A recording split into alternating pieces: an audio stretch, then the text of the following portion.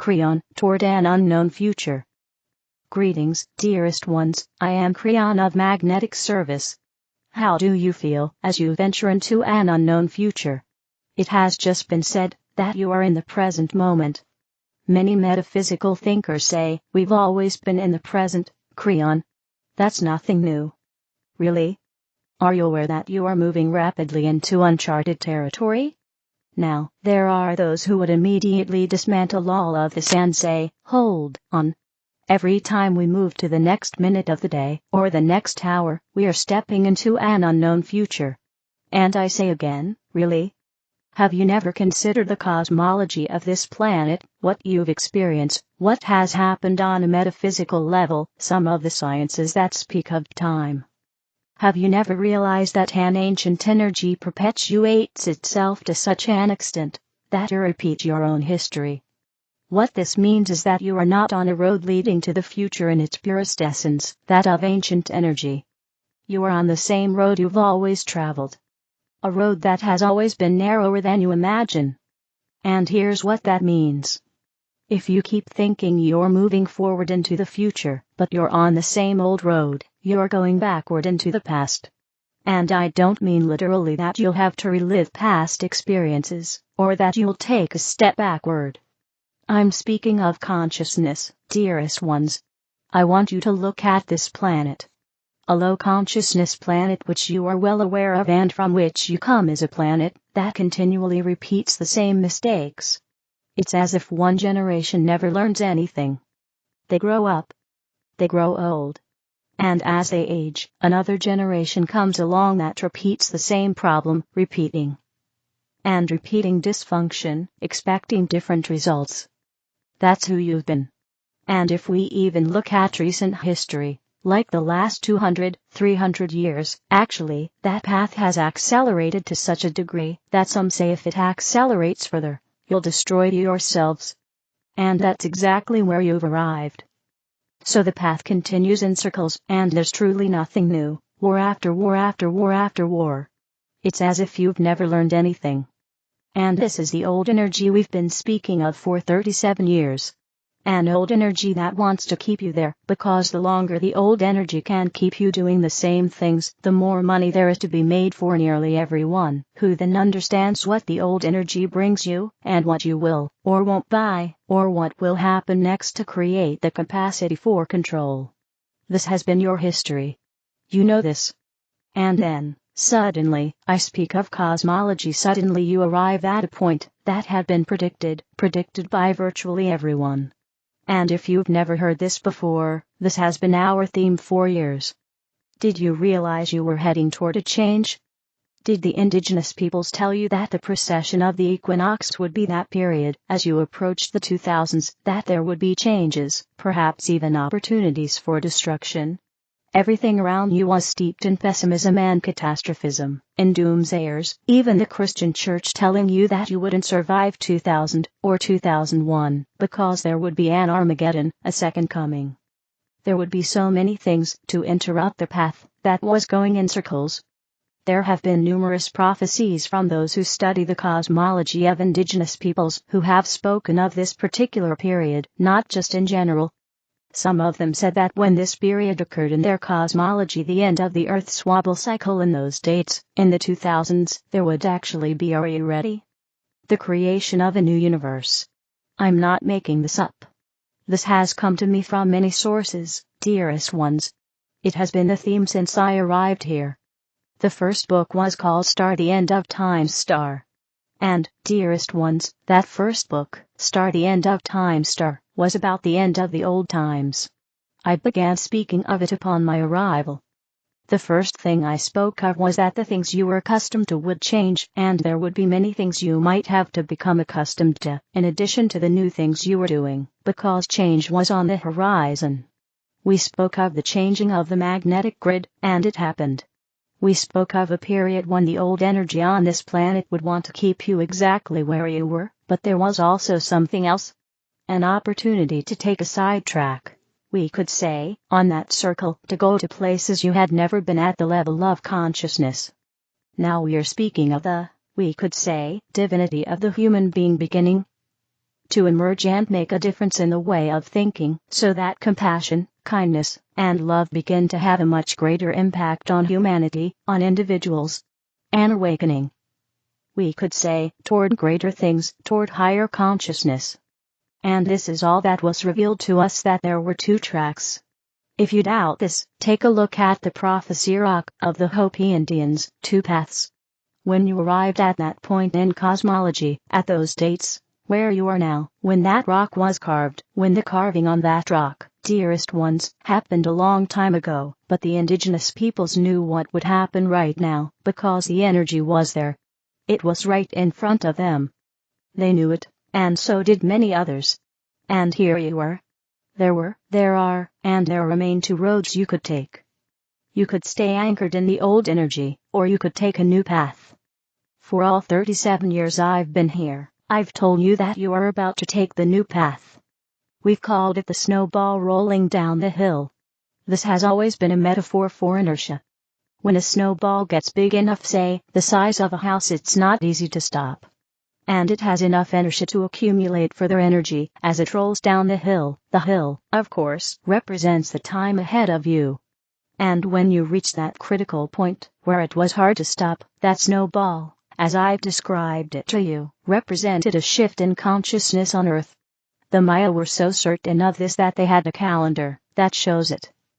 Not the 2012 calendar. The one they established for this year, for this period of time, and for the next 5,000 years. It's a new calendar. Ask them about it. And that calendar depicts a new Earth. One could even say a new universe.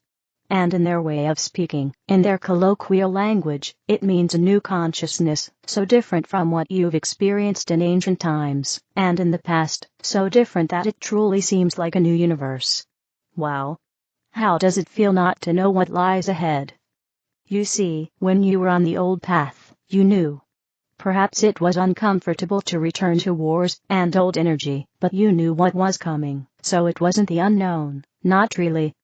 And then there were those who knew how to navigate it, how to make the best of it, and that's how you've lived in the history of this planet for eons.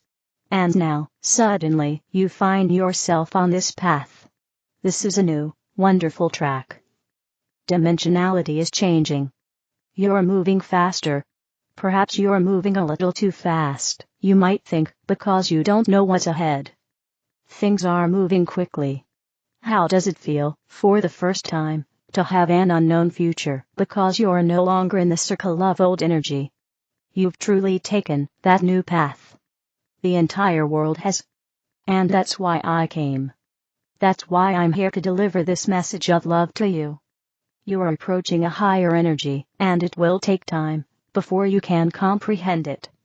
It will be reflected later in the people you choose as your leaders, in the factors of compassion you will begin to demand, in what happens in your businesses, which will give deep meaning to some of the things they do, because they will realize they're not just there to sell, but also to help people. That's what to watch for, my dears. And I assure you, it's already happening. A time when young people begin to take an interest in themselves as never before, interested in their own consciousness, their own evolution, and that's also happening. It's new. As you say, so many things are happening behind the scenes that I could tell you about. A time will come when even the Middle East will no longer teach its children who their enemies are from birth. These are the kinds of things I've told you to look for, the shift from a black and white world to a world in color. How does it feel to venture into the unknown? And I tell you, it should feel good, even though you might be afraid or anxious about what lies ahead. When you develop a higher consciousness more deeply, dearest ones, that snowball carries with it benevolent outcomes, understanding. It carries love. It carries compassionate actions. It carries with it many things you don't expect, because they've never been there before. That's the message. Are you afraid of it? You're stepping into the unknown and into energies you've never known before, but I'm here to tell you that you're heading toward greater benevolence. You're heading toward a situation where perhaps the mothers of the planet will have control. Now, this is a metaphor that simply means there will be another force of intent, goals, and purposes that are not the ones currently in place. And if we asked all the mothers, what do you wish for this planet? And they all answered, we don't want our children to go hungry. We don't want our children to live in war. We want a better world for them. We want peace. And that's precisely the overwhelming energy that has been rolling down this hill for a very long time. Dearest ones, how does it feel to move toward benevolence? I want you to reflect on these things. And so it is. Why the 2026 Lion's Gate is different from all previous zones. Beautiful souls, blue rays, starseeds, light workers, empaths, angels, and angelics. The gate is already open. From July 28th to August 12th, we will pass through the Lion's Gate portal, and here's why this year is different. This is not a repeat of last year's activation. It's not just another 8/8. This portal is ancient. The Egyptians followed this very same time window, the heliacal rising of Sirius, when the brightest star in our sky turns above the eastern horizon after weeks of invisibility, marking the beginning of a new spiritual year. They connected its return to Isis, to rebirth, and to realignment with one spiritual path. Every year, Earth, the Sun, and Sirius align in this same sacred geometry, and a doorway opens between the physical and the spiritual, a doorway that remains open until the culmination on August 8th, and into the weeks that follow. 2026 represents a convergence that occurs once every 12 years. Jupiter has returned to Leo for the first time in over a decade, the planet of expansion, abundance, and the most authentic version of your life. Jupiter is currently in Leo, the sign associated with the Sun and the sovereign heart. When Jupiter transits Leo, it invites you to remember who you truly are. This is not the time to dim your light or hide the gifts your soul came to share. It is an invitation to rise into your divine presence, to embody your authentic radiance, and to shine with love, courage, and confidence. Add to this the numerology of the peak day itself, August 8th, 2026. 8, the infinity symbol turned on its side. The number 8 is doubled, and then folded back into the year, finally resolving again into 8. A resonance of 3 8s. This is a frequency signature, not just a symbol. Infinite flow, infinite return, meeting 3 times in a single day, just as above, so below. The Leo eclipse, entering your new Earth timeline. And then, a few days later, we cross the powerful threshold of a total solar eclipse in Leo. Eclipses are far more than celestial events, they are sacred thresholds of transformation. They illuminate what is complete, dissolve obsolete timelines, and open the door to a new level of soul embodiment. This eclipse arrives right after the Lion's Gate peak, which means that what activates in you on 8/8, and at the highest frequencies received during the Lion's Gate, is now anchoring into your life.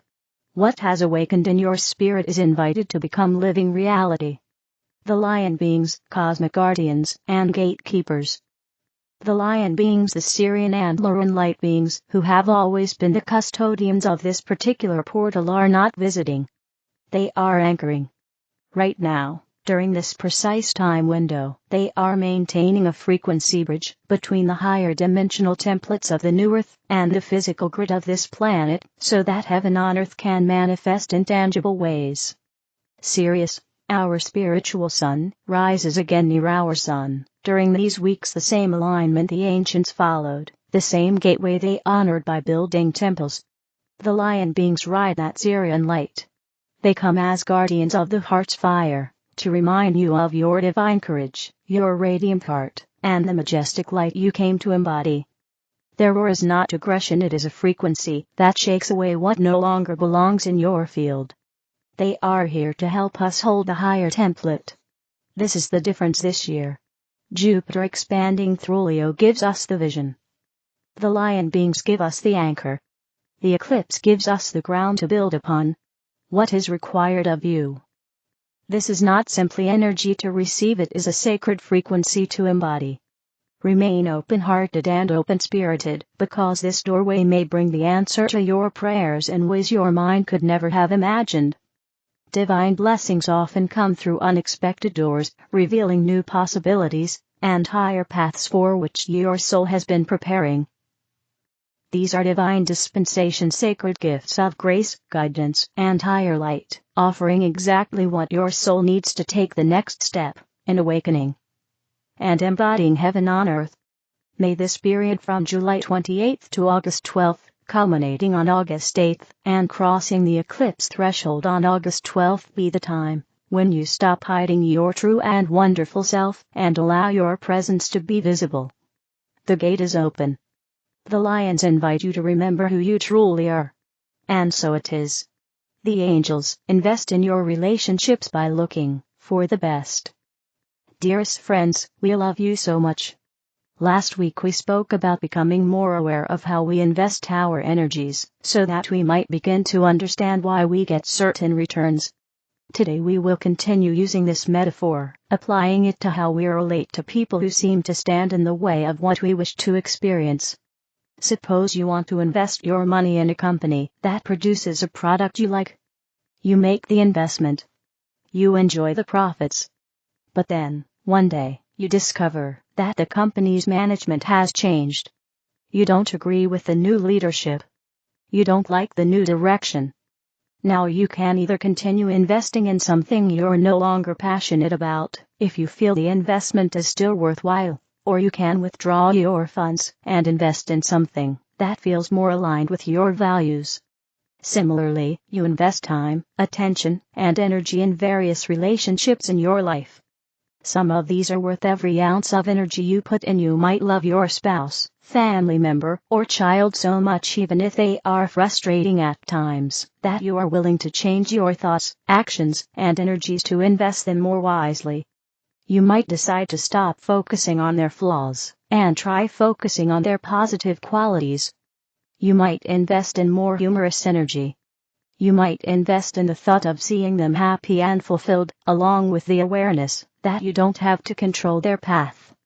In any case, when a relationship is important, you can reflect on how you're investing your energies in it, and whether the energy you're investing is what you desire. In other words, what constitutes its return. All of you know from direct experience that receiving others' worry or disapproval is not enjoyable, and that you will seek to avoid such energies at all costs. Likewise, if you show disapproval, worry, or apprehension toward a loved one, they may try to avoid you. However, if someone believes in you, supports you, and you feel their approval of your positive qualities, you will often want to be around them and will do your best to show them your best side. In this way, you offer a better return on their positive energy investment in you. Similarly, the people you care about will usually reciprocate with a better return on your positive energy investment in them. For example, suppose you have an adult child who doesn't know what they want to do with their life. You can invest energy in worry, aggressive suggestions, and disapproving ultimatums, but the return on these energy investments in the relationship is usually a closed door and a closed mindset, typically accompanied by a decrease in self-esteem and personal power. Your intentions are good. You love your child. But these negative energy investments don't give either of you the return you desire. It is far better to focus on this child's positive qualities. You love them. They are friendly, resourceful, talented, and, as you already suspect, when they find their inner compass and figure out their path, everything will be fine. Trust them. Offer them words of encouragement. I know you. When you discover something you love, even if it's unconventional, you'll be hugely successful. Be yourself. You've got this. This positive investment will help them see themselves differently and achieve better outcomes. Or, suppose you believe in them but no longer want them living at home. A positive investment might be, I love you so much, and believe in you so much that we will help you move out by this date. I'll help you get settled in a new place for the first month, and then I know you'll make it. We're looking for an apartment next weekend, unless you have a better commitment. This is not an ultimatum. It is a boundary you are setting with love, positive expectations, and trust in this person's ability to navigate life. It's a positive investment that will yield a better return than simply keeping them at home, fostering frustration and resentment. The more trust you place in a person, the better the investment in supporting their positive future. Likewise, what to do with difficult people.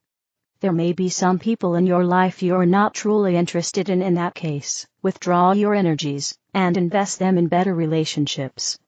If you live with a conflictual person or work with one, you can still find ways to invest wisely.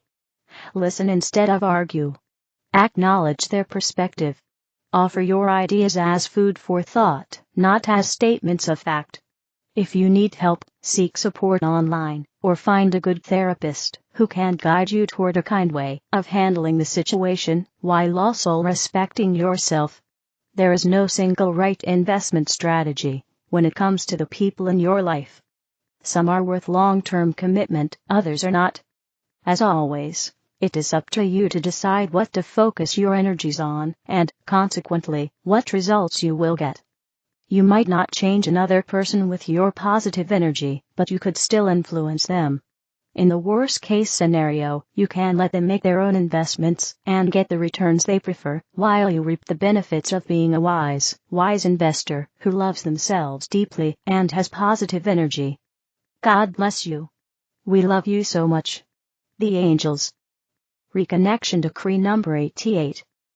Dearest ones, as ascending souls, having purified our fears, integrated our shadows, and liberated ourselves and human minds from all fear, embodying our soul fragments, and opening our hearts to truth, residing in our soul portals, we are now ready to move to the next level, because there have been many years of healing and purification, and now a new path begins, a path of reconnection with what we are, and we are infinite. As I have already shared, this year the 88 Gateway serves as a cosmic bridge, whose destination is already within us as our DNA spins in the geometry of the infinity symbol. It mirrors our profound connection with everything and everyone.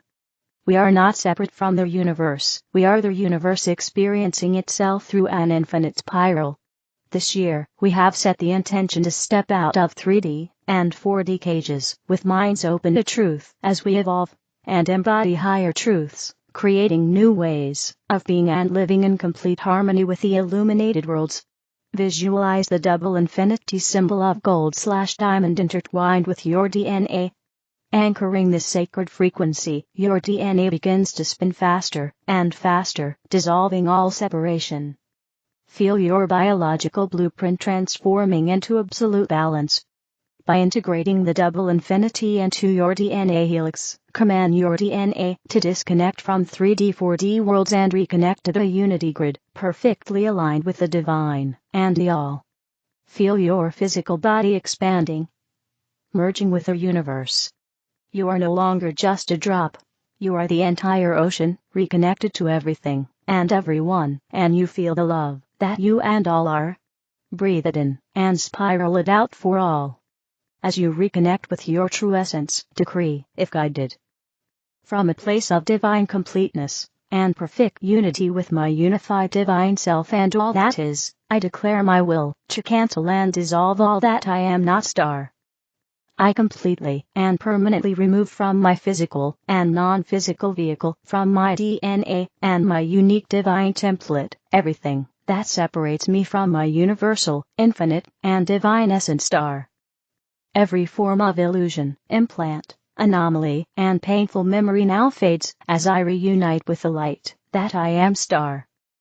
I restore all connections between my 3D body and my divine self, the soul illuminated dimensions, and the divine worlds dwelling there now and forever, in love, unity, and divine grace, in perpetual union with the all and the absolute star. I open myself to the infinity of the universe of light and love, and its infinite possibilities, here, now, and forever star. May only truth, love, and wisdom of the divine reign in me, now, and forever star. And so it is. And so it shall always be star. Wishing you a wonderful 88th birthday, an eclipse, and so much happiness in every single moment, dearest ones. With an infinite love. Natalia, Alba. The Arcturian Council. Stop diminishing children's knowledge. On your journey, children possess stellar wisdom. Children do not have the dominant capacity to use language, nor do they belong to a society that teaches them what the world is like. On the contrary, children use intuition, curiosity, and imagination, and they have the ability to know things for themselves. Many of them can even perceive others' emotions before words can help them improve the world around them. They can grasp something authentic long before proof is provided. They ask questions that many of us would consider impossible, lacking logical explanation. It is sad to see that in this world, children's wisdom is mistaken for ignorance. Your instinct led you to try to explain/dismantle/normalize every out of the ordinary observation. You dismiss every imaginary friend. You try to replace their wonder with certainty. Children suffer from the idea that their imagination must be smaller, their intuition quieter, and their curiosity significantly limited. This is one of humanity's biggest underlying issues. Children have the capacity to think and imagine things that have yet to be discovered and that could represent the next great leap forward in art, science, and new ways of living. What you perceive as imagination is, for them, the way to explore the vast range of realities that your collective has yet to determine. Children possess a remarkable level of intuitive intelligence. They can sense which people are trustworthy, which places are in balance, and which choices are helpful, and which are harmful. This guiding ability should be nurtured, not stifled. Teach children to observe, not to think. Instead of expecting them to accept your answers, encourage them to ask more questions. When appropriate, acknowledge and reward curiosity, not just the correct answer. Remember that children are conscious, thinking, and communicating beings. They are not empty vessels to be filled with your ideas of what the world is like. When a child speaks, remember that the simplicity of their words can express the complexity of the world in a way that adults can no longer do. Your task is to offer them a space for their natural intelligence to flourish. As they grow, provide them with knowledge, but do not take away their sense of wonder. Offer them guidance and boundaries, but allow them to explore the world around them. Children are the world's most precious resource. Every child is born with a unique gift to offer the world. We are the 5D Arcturian Council. Archangel Michael, I am here, and ready to help you. I have been with you for a long time. And I love you very much. I have followed you through the ups and downs of your life, as with everyone. What you are experiencing at this very moment is a rapid succession of events. Everything is getting faster and faster because you are reaching a vortex. Hidden agendas are being unveiled and brought to light. You are the light of this world. And for you, all these revelations are first and foremost something you knew would happen for a long time. This historical moment may seem quite turbulent to you. It's because you perceive the unity consciousness of your society, you feel the fears and anguish. But now you are so intuitive that you understand this release is for the good, even if for most of the time it is a source of upheaval. Focus in the morning and breathe love, inhale, and exhale love. You are all love and light, and you have worked hard for your personal and spiritual development for over 3 decades. And this hard work has transformed into something extraordinary. And this means having trust in yourself and in love. Always. Love will triumph over everything. Love has a particular rhythm. It moves slowly, but it never stops, it never sleeps, it never goes on vacation. So all you have to do is begin each day with the intention of welcoming love at all levels, starting with yourself. I and my host of angels and guides will be by your side whenever you need us. If you have questions, feel free to ask me. I love you. Archangel Michael.